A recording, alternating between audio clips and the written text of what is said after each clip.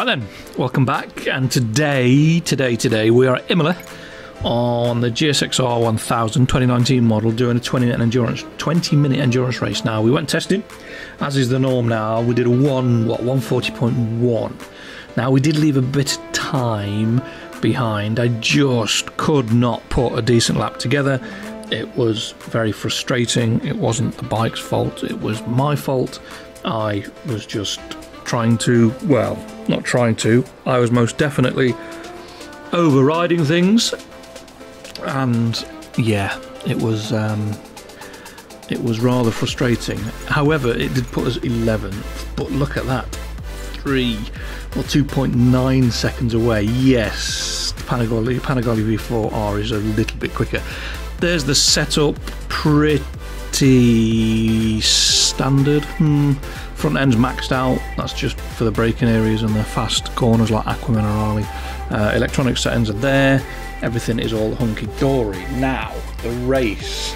Well, it's dry, so tyres wise, I did all the testing on a hard front, medium rear, and the medium rear was getting very warm. So I thought, well, if I go hard, if I get nerfed off or it all goes wrong, I can run them tyres right to the end, they will last.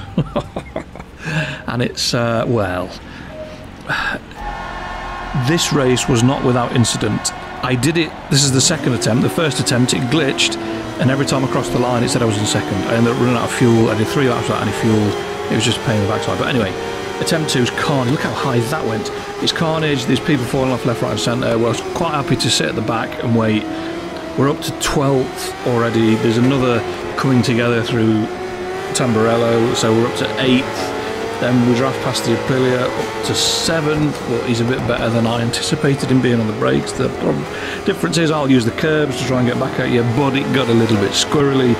So into the toes of hairpin, I thought I'll go right around the outside here. I was a little bit deep and didn't manage to drag him away from the apex, but the Aprilia is painfully slow, one of the slowest 2019 bikes in a straight line, although it's very good around the corners. So into Piratella, I thought I'll break him, went way too deep again, he's back up the inside, then down towards Aqua Minerale, there's a little bit of rubbing, so we go around the outside of him, beat him on the brakes, use the curb's part of the track, is it? I think it is, yeah, use the curb, and we're away up to 7th, wow, what a first lap, but we're not finished yet. Up to the top chicane, the Variante Alta, I thought I'll go round the outside of this little BMW, didn't do it. Got him on the flip-flop, the switchback, the undercut, whatever you want to call it, out of the chicane, and then we're down the hill towards the Ravazzas, yeah, Ravazzas, isn't it? Ravazza 1, Ravazza 2. And, well, I'm feeling quite pleased with myself. We're up to 6th, we're on hard tyres, they're both warm, which is fair enough. And not only that, I've also set the gearing so incredibly long that it won't hit the limiter down the straight, which, again, was a tactical choice just in case we ended up in the draft. And look at the speed difference.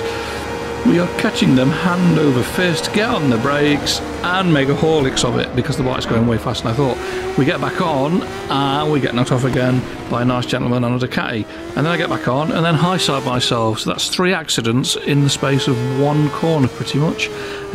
We get back on, get to Aqua Minerale on lap 2, and we're off again. So lap 3, past the pits, 16 seconds behind the leader. We bump up to 15th because a load of people have gone in the pits.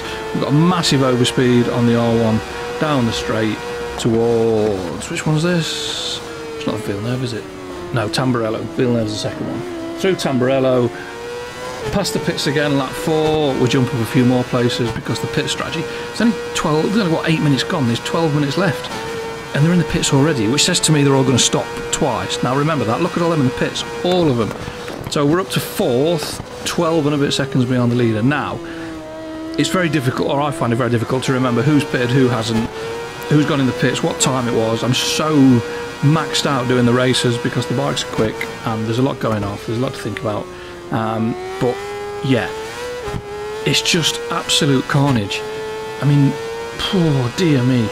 The bike itself was on absolute rails. It didn't matter. It just handled absolutely fantastically. Leader goes into the pits, so we're now first. 7 minutes left, 29% fuel. are we going to make it? Are we going to make it? We were just outside the window with 10 minutes left, and I'm thinking about how much fuel I've got left and where we are with it and what we're doing, that I'm running on, I'm missing braking points.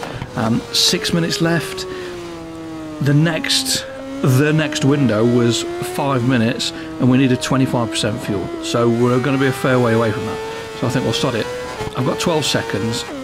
I think they're going to pit again.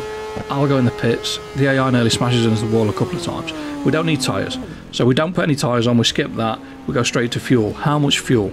How much fuel do we put? We've got 5 minutes left.